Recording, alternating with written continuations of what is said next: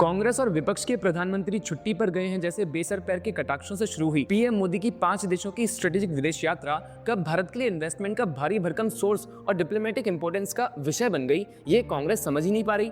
और अब इसी कड़ी में एक बड़ी खबर स्वीडन से हमने सुनी। स्वीडन के प्रधानमंत्री उल्फ क्रिस्टरसन ने भारत और इसरो के साथ ऑफिशियली एक एमओयू साइन करने का ऐलान किया है और ये पार्टनरशिप सीधा जुड़ी है भारत के एम्बिशियस वीनस मिशन शुक्रयान 1 से। जी हाँ, भारत अब सिर्फ मून और मार्स के मिशन तक सीमित नहीं है, अब इंडिया की नजर वीनस पर भी है, जिसे सोलर सिस्टम का सबसे हॉस्टाइल प्लेनेट माना जाता है। करीब 460 डिग्री सेल्सियस तापमान, सल्फ्यूरिक एसिड के बादल और क्रशिंग एटमॉस्फेरिक प्रेशर वाला एक ग्रह साइंटिस्ट के लिए डिकेड से मिस्ट्री बना हुआ था और अब भारत इस मिस्ट्री को डिकोड करने निकल पड़ा है।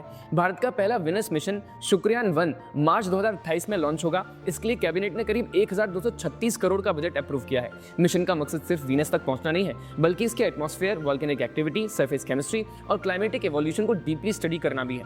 इस मिशन में कुल 19 साइंटिफिक पिलर्स होंगे। सबसे दिलचस्प बात लेकिन ये है कि स्वीडन अब ऑफिशियली इस मिशन में अपना कंट्रीब्यूशन देगा। स्वीडन का वीनशियन न्यूट्रल्स एनालाइजर इंस्ट्रूमेंट वीनस के अपर एटमॉस्फेयर और चार्ज पार्टिकल्स को स्टडी करेगा। यानी अब European scientific community openly ISRO के प्लेनेटरी मिशंस पर भरोसा जता रही है और स्वीडन अकेला नहीं है। रशिया, फ्रांस और जर्मनी भी अपने पेलोड्स और इंस्ट्रूमेंट्स इस मिशन में कंट्रीब्यूट कर रहे हैं। एक समय था जब भारत को स्पेस टेक्नोलॉजी के लिए फॉरेन डिपेंडेंसी का सामना करना पड़ता था, लेकिन आज हालत यह है कि दुनिया के डेवलप्ड नेशंस इंडिया के मिशंस में पार्टनर बनने के लिए ईगर है।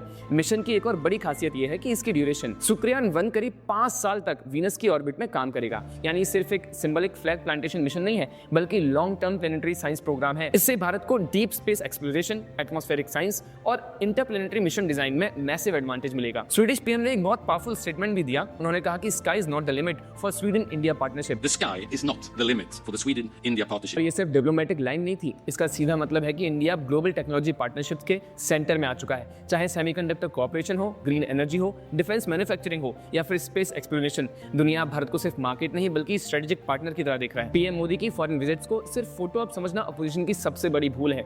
इन यात्राओं के पीछे technology transfer, investments, defence tie ups, innovation partnerships और फ्यूचर जियोपॉलिटिक्स की पूरी स्ट्रेटजी चल रही है और शायद यही बात विपक्ष आज तक समझ नहीं पा रही। नमस्कार।